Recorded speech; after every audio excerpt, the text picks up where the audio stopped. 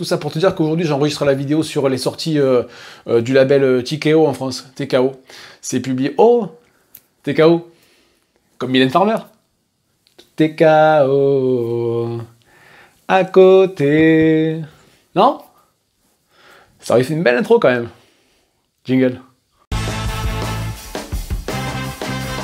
Salut à tous! Aujourd'hui, on va donc s'attarder sur le label, sur les sorties du label TKO en France, TKO, donc comme je vous le disais en introduction. C'est un jeune label indépendant américain qui a été créé en 2017. Ses premières publications datent de 2018. Alors la particularité de ce label est de tout publier d'un coup en ce qui concerne une série, soit les single issues comme les lisent les anglophones, ou alors en recueil complet, ce qu'on a nous en France. Aux États-Unis a été publié plus d'une dizaine de comics. Il y a de très grands artistes qui ont signé ces histoires. En France, on a eu 3 comics qui ont été publiés, à savoir Sentient, Sarah et The Seven Deadly Sins, plus un 4e qui est Goodnight Paradise à sortir en avril. Avant de voir en détail ce que donne chacun des comics publiés en France, on va s'attarder sur 2 points techniques. Le premier, c'est la dimension. Alors moi, pour titre de comparaison, j'ai pris un Deluxe, le comics, pas le McDo. Petit clin d'œil. Et on voit que c'est exactement la même taille. Voilà, donc si jamais vous voulez savoir à quoi ressemble, à quelle est la dimension d'un comics TKO, il suffit de prendre un Deluxe et donc de comparer. Ça, c'est la première chose. Et la deuxième chose, ce sont uniquement des one-shots, c'est-à-dire des histoires complètes, et le tome en France est commercialisé à 19,95 €. On va donc voir ce que ces comics ont dans le ventre et on commence tout de suite avec Sentient. Pour Sentient, donc le line-up, on va dire que les artistes qui ont signé Sentient, alors c'est plutôt impressionnant. Le scénariste, c'est Jeff Lemire Vessel. Lui, je pense que c'est ce qui se fait de mieux en ce moment au niveau scénariste, puisqu'il a scénarisé que ce soit Old Man Logan, Green Arrow, Black Hammer ou encore Gideon Falls. Ça, c'est dans le côté indépendant. Il y a de très grandes choses qui ont été écrites par Jeff Lemire. C'est plutôt impressionnant de l'avoir sur une première sortie en France. Et Gabriel Walta, je ne sais pas comment on dit. Lui, il a signé la mini-série La Vision chez Marvel avec Tom King, qui a eu un très grand succès commercial et critique. Ça, c'est plutôt bien. Alors, qu'est-ce que ça donne? C'est un récit de science-fiction. Ça se passe donc évidemment dans l'espace. Pour vous faire le pitch très rapidement, pour ne rien vous dévoiler, en fait, c'est un vaisseau qui, à son bord, a des familles de colons qui vont donc, non ça je vous montre pas, qui va emménager, qui va coloniser une autre planète, et à la suite d'un acte terroriste, tous les adultes vont être tués, vont être assassinés, et ne vont rester que les enfants. Ça c'est le pitch très vite fait. Voilà, de ce Sentient, donc de Jeff Lemire et de Gabriel Walta. Le pitch était super intéressant. Moi, c'est ce qui m'a beaucoup plu. Outre Jeff Lemire, voilà, c'est le titre qui m'a le plus intrigué sur ce qui s'est sorti pour l'instant en France.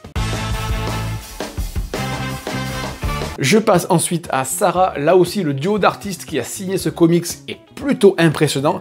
Au scénario, c'est Garth Ennis qui a écrit Le Punisher et The Boys. Et au dessin, c'est Steve Epting qui a mis en image Captain America de Ed Brubaker, c'est pas rien. Et au niveau colorisation, c'est Elizabeth Brettweiser qui a signé la mise en couleur de Kill or Be Killed de Ed Brubaker aussi. C'est plutôt impressionnant. Je vous montre un peu ce que ça donne. Au niveau de l'histoire, c'est donc ça se passe pendant la Seconde Guerre mondiale. Je fais un gros plan. Ça se passe pendant la Seconde Guerre mondiale et en Russie. Et donc, il y a un commando de snipers uniquement composé de femmes qui a pour mission, en fait, de repousser les nazis. Au niveau dessin, c'est super propre. Les couleurs de Brettweiser sont absolument magnifiques. Déjà, moi, j'avais beaucoup aimé ce qu'elle avait fait sur Kill or Be Killed. Et là, voilà, c'est super, c'est super beau à voir. Les scènes dans la neige sont vraiment super jolies. Sarah de Garth Ennis et de, j'allais dire de Elizabeth, non, et de Steve Epting mis en image, surtout mis en image par Elizabeth Brettweiser. Et je termine avec The Seven Deadly Sins, qui est un western. Alors là, comme vous pouvez voir, au niveau cohérence de la collection, il n'y en a pas, puisqu'on a de la science-fiction, on a du récit historique et on a du western, puisque The Seven Deadly Sins, c'est un western. Ne cherchez pas la cohérence, il n'y en a pas. Déjà, la cover, elle pète. C'est carré, on a les codes du western, ça c'est top. Je vais essayer de prononcer, mais c'est chaud. Le scénario, c'est Tse Chun. Le dessinateur, c'est Artyom Trakhanov, voilà, Camoulox. Bon, lui, je crois que c'est un jeune dessinateur, c'est sa première œuvre. Là, en fait, tout simplement, c'est un prêtre qui rassemble une équipe de petits condamnés à mort pour effectuer une espèce de mission suicide en territoire comanche, je crois. Donc ça, c'est le pitch vite fait. Au niveau graphique, c'est particulier, ça c'est sûr.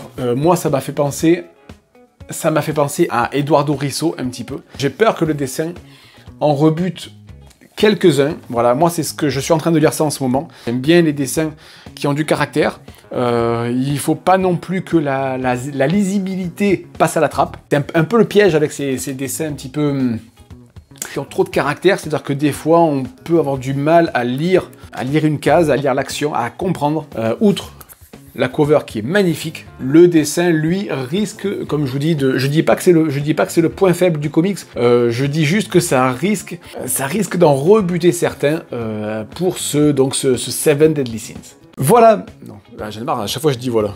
C'était donc un petit point sur les 3 premières sorties du label TKO en France. Pour rappel, c'est publié par Panini Comics et le tome est à 19,95 €. Ce ne sont que des one-shots, des histoires complètes. En ce qui me concerne, il y en a un que j'attends tout particulièrement. C'est Lonesome Days Savage Night parce qu'il est dessiné par Simon Kudranski, lui qui a mis en image le superbe, la splendeur du pingouin chez DC que j'ai adoré. J'ai hâte de voir ça.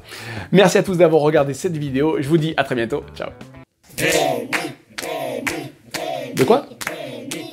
Ah non, non, non, non, non, non, non, non. Ah non, il n'y a pas moyen. Ah non, ah non, non, non, non, non. Vous allez pas me faire chanter du Mylène Farmer. Moi, je chanterai jamais du Mylène Farmer. Tout est chaos à côté. Tous mes idéaux des mots abîmés. Je cherche une âme qui pourra m'aider. Je suis d'une génération désenchantée, désenchantée.